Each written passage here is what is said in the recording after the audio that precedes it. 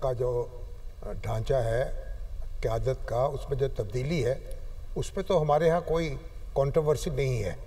اور جو بھی اختلافات ہوں، جو فوج کا ڈسپلن ہے اور فوج کی جو لیڈرشپ ہے اور فوج کے جو معاملات ہیں اس کے حوالے سے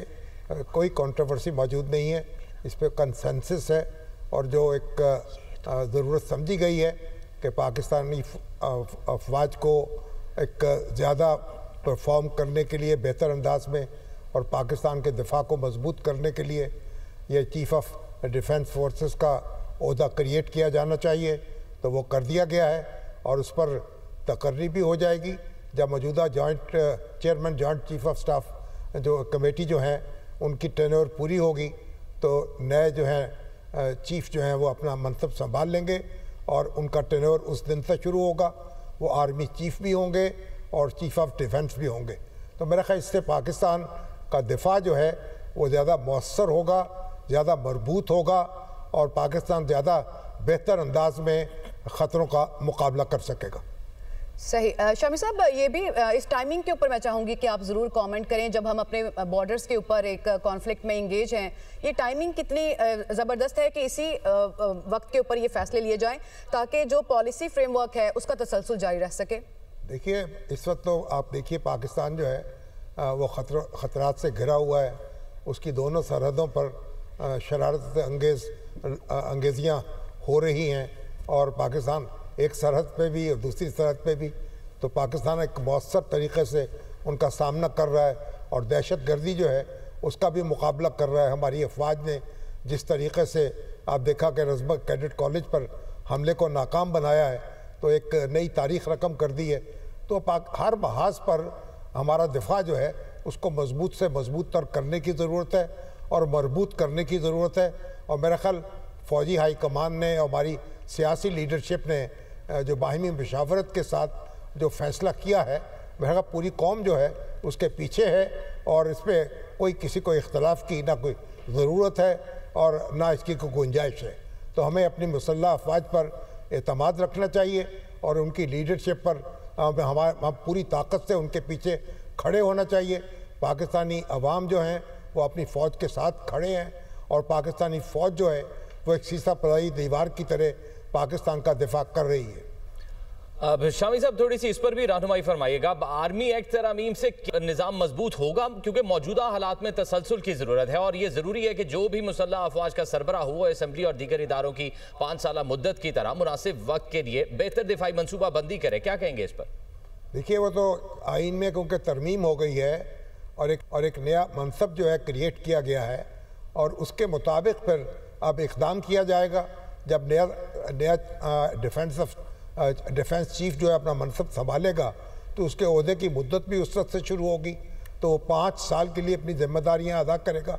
تو ظاہر ہے کہ اس سے ہمیں ایک تسلسل لیڈرشپ کا برقرار رہے گا، اور ہماری جو ایک یونٹی آف کمانڈ ہے اس کو ری انفورس ہوگی، اور اس سے پاکستان کا دفاع جو ہے، اس وقت آپ دیکھیے کہ فیلڈ مارشل عاصم منیر جو ہیں ان کی صلاحیتوں کا پوری دنیا اعتراف کر رہی ہے، وہ عالمی سطح پر ان کو خراج تحسین پیش کیا جا رہا ہے، اور جو ان کی جس طرح انہوں نے لیڈ کیا ہے پاکستانی افواج کو اس انڈیا کے خلاف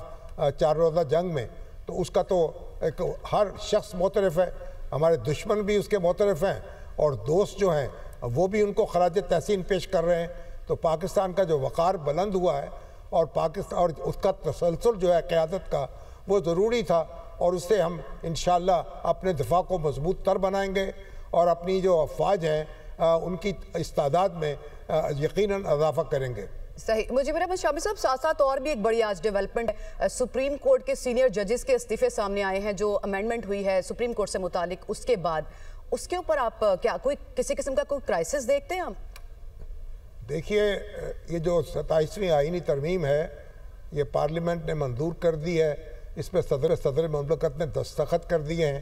اب یہ آئین کا حصہ بن چکی ہے۔ تو ہمارے جو فاضل جج صاحبان ہیں، جنہوں نے جسٹس منصور علی شاہ صاحب اور جسٹس اطہر من اللہ صاحب انہوں نے استعفے دیے ہیں، ان کو یہ صورتحال قبول نہیں تھی، تو ان کو اپنی رائے رکھنے کا حق حاصل ہے۔ انہوں نے جس طریقے سے اپنی ثوابدید کے مطابق فیصلہ کیا، اس پر ان کو یعنی آپ खराज तहसीन पेश किया जाना चाहिए कि जो उन्होंने अपनी राय है उसके मुताबिक अमल कर लिया। लेकिन जो जज हजरात हमारी आला अदालतों में मौजूद हैं उन्होंने ज़ाहिर है कि उन्होंने भी आइन की हिफाजत का हलफ उठा रखा है, और अगर पार्लियामेंट जो है वो आइन में तरमीम करती है तो ये जज हजरात जो हैं उनके जो मनसब पर तो इससे कोई फ़र्क नहीं पड़ता। उनकी जो ज़िम्मेदारियाँ हैं वो तो इंसाफ फराहम करना उनकी ज़िम्मेदारी है। वो जिस दस्तूर के ताबे वो अपने फ़राइज़ अदा करेंगे उसके मुताबिक अपना काम जारी रख सकेंगे। तो जो लोग अपना काम जारी रखेंगे उनको भी खराज तहसीन पेश करना चाहिए। ये इख्तिलाफ राय है और इख्तिलाफ राय का एहतराम होता है जमहूरी मुआशरों में। और आप देखिए कि पाकिस्तान में पहले भी जब जनरल परवेज़ मुशर्रफ के दौर में PCO नाफिज किया गया और बाद जज जो थे सुप्रीम कोर्ट के उनसे हलफ नहीं लिया गया, और चीफ जस्टिस जो थे उनसे भी हलफ नहीं लिया गया और उनको सबकदोश कर दिया गया, तो PCO जारी करके जो नई अदालत वजूद में आई, जो नए चीफ जस्टिस थे जो इरशाद हसन खां, उन्होंने हलफ उठाया। और फिर नए हलफ के बाद भी जब उनके सामने दरख्वास्त पेश की गई उस मार्शल लॉ को चैलेंज करते हुए, तो उन्होंने उसकी समाअत की और उस वक़्त उन्होंने कहा कि हमारा हलफ जो है हमें रोकता नहीं है इस दरख्वास्त की समाअत से। और उन्होंने अपने फ़ैसले में फिर पाबंद किया मार्शल लॉ को कि वो 3 साल के अंदर अंदर इंतखाबात कराने का पाबंद है। तो जो जज हजरात जो हैं अगर वो कॉन्स्टिट्यूशनल कोर्ट का हलफ उठा लेते हैं या मौजूदा सुप्रीम कोर्ट में काम करते हैं तो उनके सामने कोई भी दरख्वास्त पेश हो सकती है, उसकी समाअत कर सकते हैं और उनको तो कोई रोक तो नहीं सकता, उनका हाथ नहीं पकड़ सकता। यकीनन सर अपनी राय का इजहार कर सकते हैं और उनको कोई सकता। हमारे साथ मुजीबुर रहमान शामी साहब मौजूद थे। आपके कीमती वक्त का बहुत शुक्रिया।